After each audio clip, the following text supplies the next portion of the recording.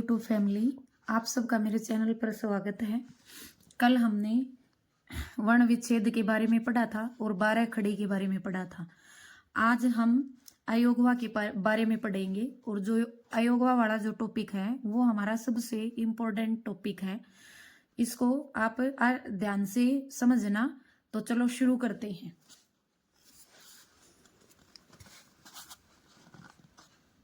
अयोगवा है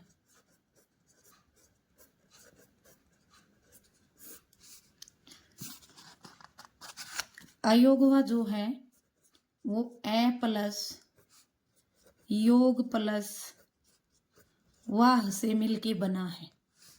ए इसके अंदर उपसर्ग है। ए का उपसर्ग का हिंदी में प्रयोग होता है नहीं, और योग का मतलब होता है मेल, और वह का मतलब होता है वहन करना।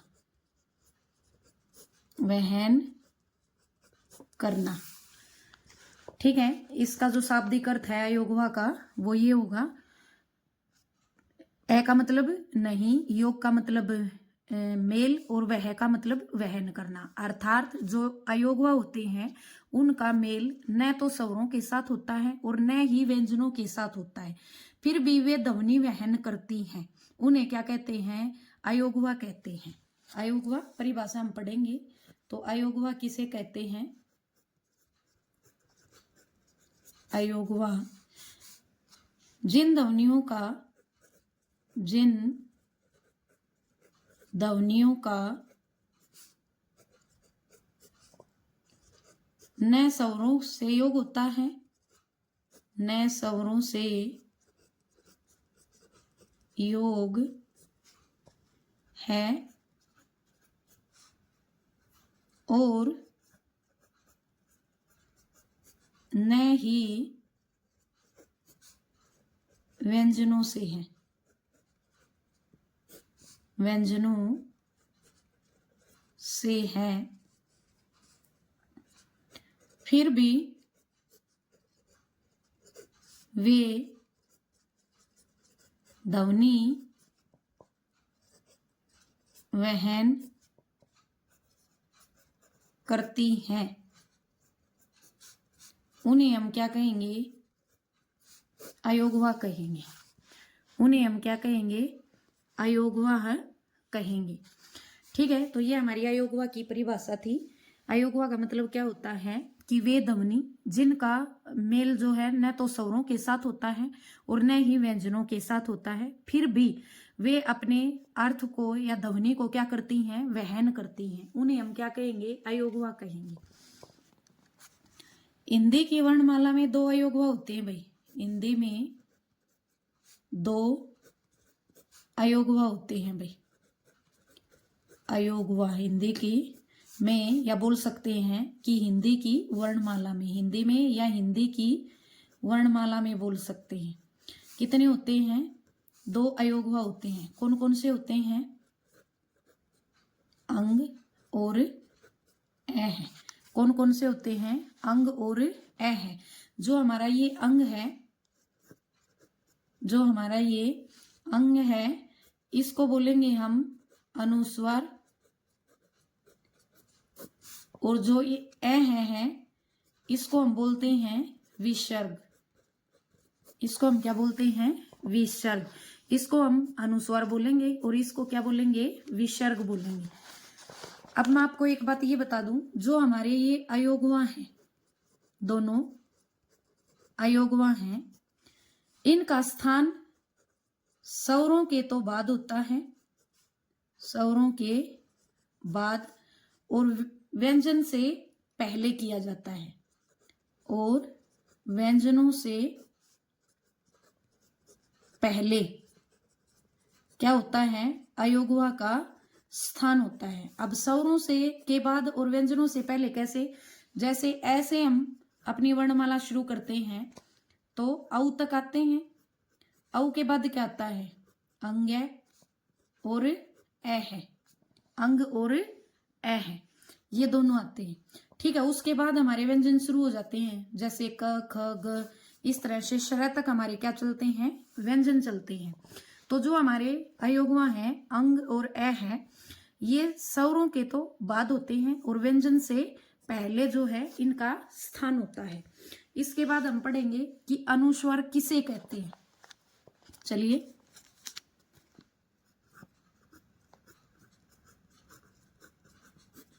अनुस्वार जिन ध्वनियों के उच्चारण में जिन ध्वनियों के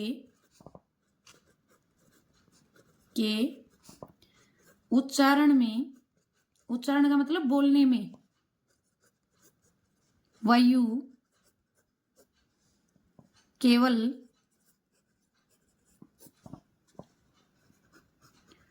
नाक से निकले,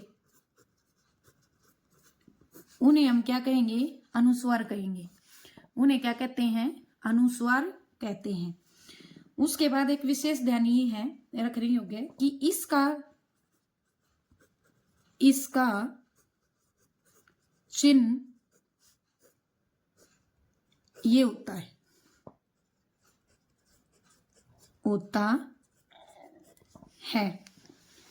अच्छा, ये जो चिन्ह है इसका प्रयोग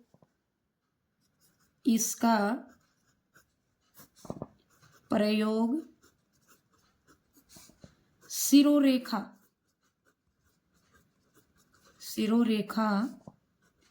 के ऊपर अनुस्वार के रूप में किया जाता है।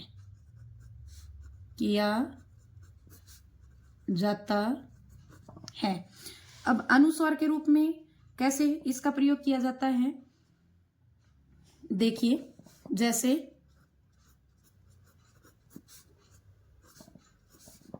पंच है। अब ये हमारी सिरोरेखा हो गई, इसको हम सिरोरेखा बोलते हैं। शब्द के ऊपर जो रेखा लगाई जाती है वो सिरोरेखा कहलाई जाती है। शब्द के शीर्ष पर, यानी कि सिर के ऊपर जो रेखा लगाई जाती है उसको सिरोरेखा कहते हैं। और अनुस्वार का प्रयोग सिरोरेखा से के ऊपर जो है वो किया जाता है। पंच है, दंत है, रंग है, ठीक है। इस प्रकार इसका अनुस्वार का प्रयोग किया जाता है। अब मैं एक विशेष बात और ये बता दूं, जो ये अनुस्वार है हमारा, अनुस्वार है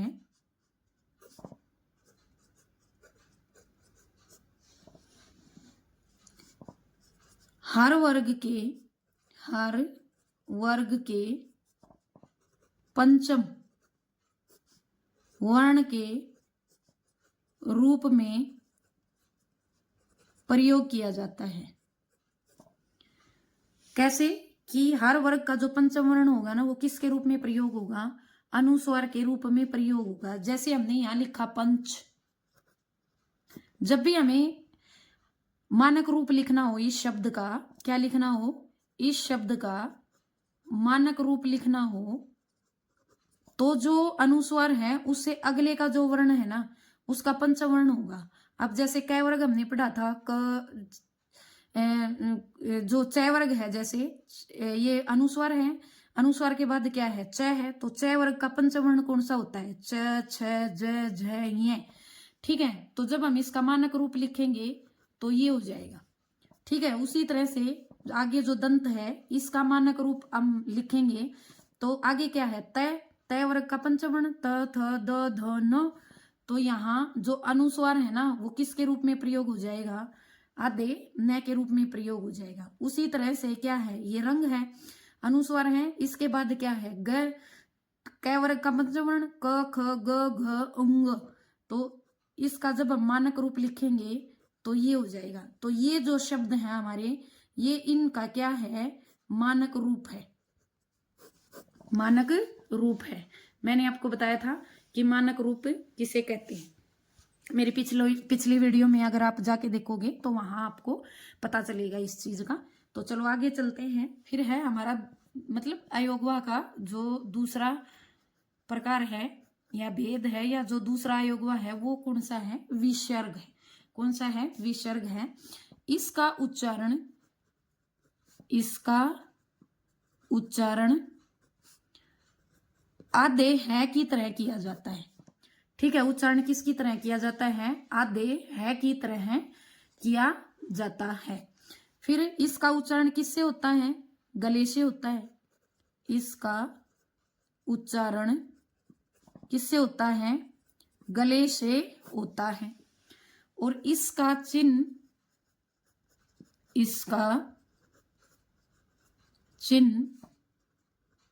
ये होता है। और विसर्ग का जो प्रयोग है, विसर्ग का प्रयोग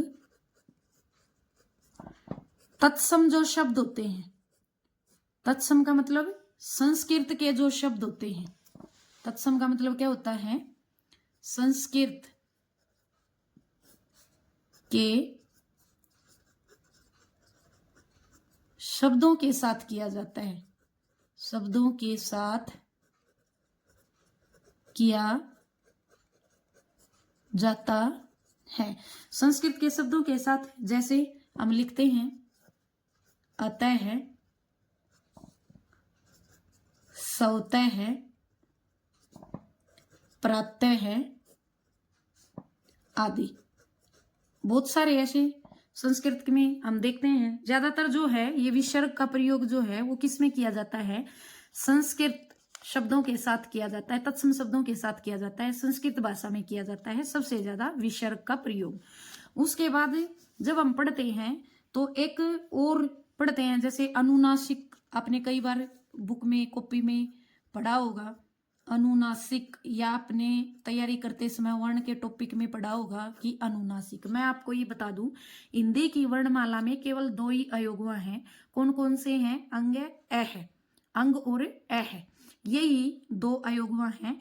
अनुनासिक जो है वो अयोगवा के अंतर्गत नहीं आता है। फिर भी कई बार पूछ लिया जाता है कि अनुनासिक क्या होते हैं। तो चलो आज हम पढ़ते हैं। जिन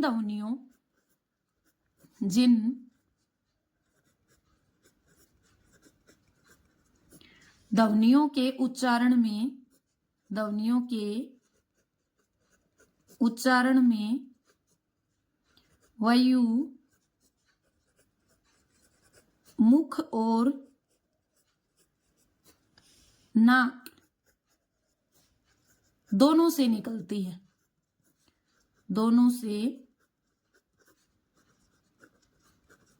निकलती है, उन्हें हम क्या कहेंगे? उन्हें हम अनुनासिक कहते हैं। ठीक है, इसका जो चिन्ह है, इसका चिन्ह चंद्र बिंदु की तरह होता है। हम इसको क्या बोल देते हैं? चंद्र बिंदु भी बोल देते हैं। इसका चिन्ह ये होता है, जैसे मैं शब्द बनाऊं तो आत, चांद, आंगन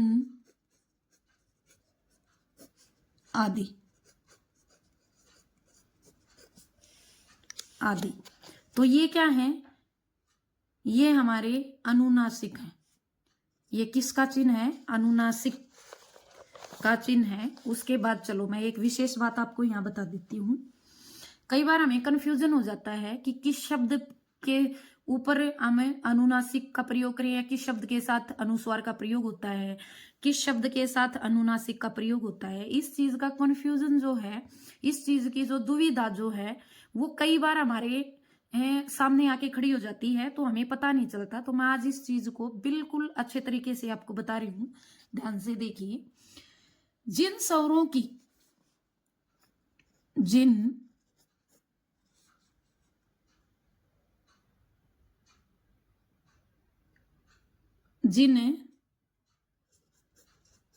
शब्दों की, या बोल सकते हैं स्वरों की, जिन स्वरों की मात्राएं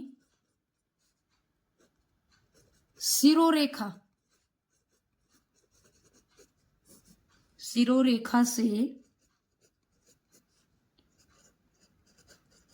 ऊपर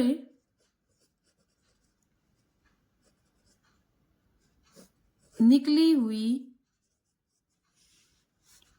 होती हैं, वहां अनुस्वार का प्रयोग होगा, यानी कि इसका प्रयोग होगा जिसको हम मुख सुख के लिए बिंदु बोल देते हैं। ठीक है, इसका प्रयोग होगा। ठीक है, यानी कि जिन स्वरों की मात्राएं सिरोरेखा, सिरोरेखा जो हमारा जो ये शब्द है इसके ऊपर जो रेखा लगाई जाती है उसको हम क्या कहेंगे, सिरोरेखा कहेंगे। ठीक है, इनसे, इस सिरोरेखा से ऊपर जिन स्वरों की मात्राएं निकल जाती है ना, तो उनके साथ अनुस्वार का प्रयोग होगा, अन्यथा अनुस्वार का प्रयोग नहीं होगा। चंद्र बिंदु का जो ये जिसको बोलते हो तुम, उसका प्रयोग नहीं होगा। जैसे देखिए,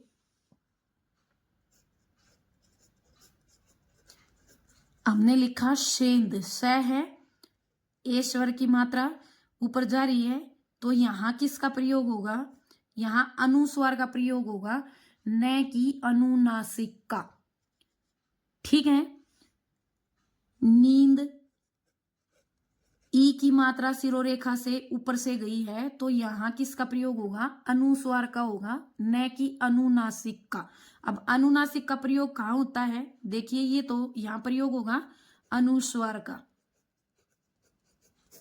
अब अनुनासिक की बात करें तो देखिए अनुनासिक का प्रयोग,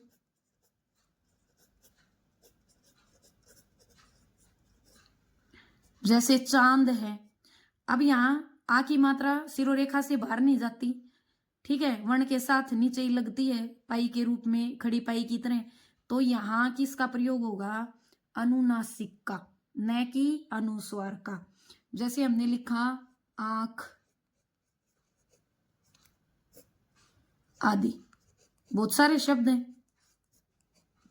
तो आपको मेरी बात समझ में आई होगी अच्छे से। एक बार मैं फिर दोहरा देती हूं, जिन स्वरों की मात्राएं सिरोरेखा से ऊपर निकलती हैं, सिरोरेखा से ऊपर लगती हैं, तो वहां किसका प्रयोग होगा, वहां होगा अनुस्वार का प्रयोग। किसका प्रयोग होगा, अनुस्वार का प्रयोग होगा, बाकी अनुनासिक का प्रयोग होगा। तो आशा है कि आज की जो मेरी वीडियो है वो आपको अच्छे से समझ में आई होगी।